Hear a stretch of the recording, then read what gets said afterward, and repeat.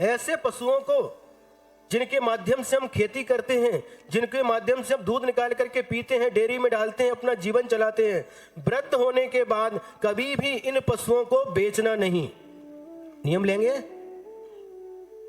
जिनके यहाँ पशु हैं इनको बेचना नहीं।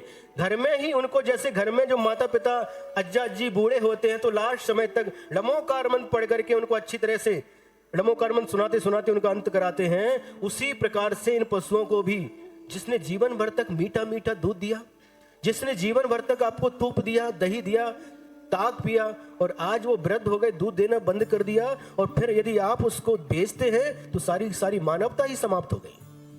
अंत समय तक उसका पालन करना, जब तक उसका जीवन है उसको खिलाना पिलाना, अच्छे से रखना। क्या खाते हैं आप? जैसा दूध दही खाते हैं, सूखी रूखी घास खाते हैं, भूसा खाते हैं। आचार्य जी कहते हैं देखो प्रकृति का नियम भी कितना बलवान है। जब आप बीज बोते हैं, अभी आपके सामने उन्होंने दिखाया मक्का के, ज्वार है, मक्का है, जो कुछ भी आप बीज बोते हैं, सबसे पहले क्या फसल आती है? क्या आती है? घास आती है। अंकुरित होने के बाद वो पत्ते फूटते हैं, कोपले फूटती हैं, वो पत्ते बड़े होते हैं। वो पत्ते आप खाते हो? कौन खाता है? गाय भैंस, पशुओं के लिए। तो आचार्य महाराज जी कहते हैं कि प्रकृति भी पहले पशु की रक्षक व्यवस्था करती है, बाद में आपके लिए देती है। जिसकी व्यवस्था कोई नहीं करता उसकी व्यवस्था प्रकृति करती है। तो ऐसे पशुओं के प्रति हमें दया का, करुणा का भाव रखे, उसी करुणा का प्रसाद है।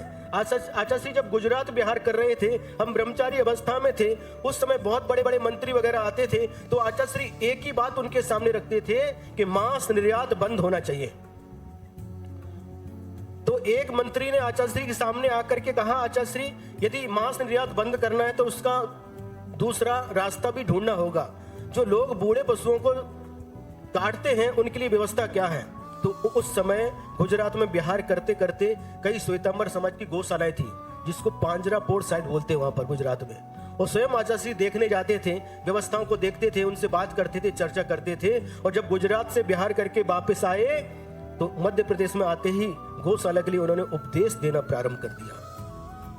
और आज सैकड़ों स्थानों पर गौशालाएं चल रही हैं। सैकड़ों स्थानों पर आचार्य श्री के आशीर्वाद से गौशालाएं चल रही हैं। जो पशु कटने के लिए जाते हैं उनको ये लोग ले करके, छुड़ा करके गौशाला में उनका पालन करते हैं, पोषण करते हैं।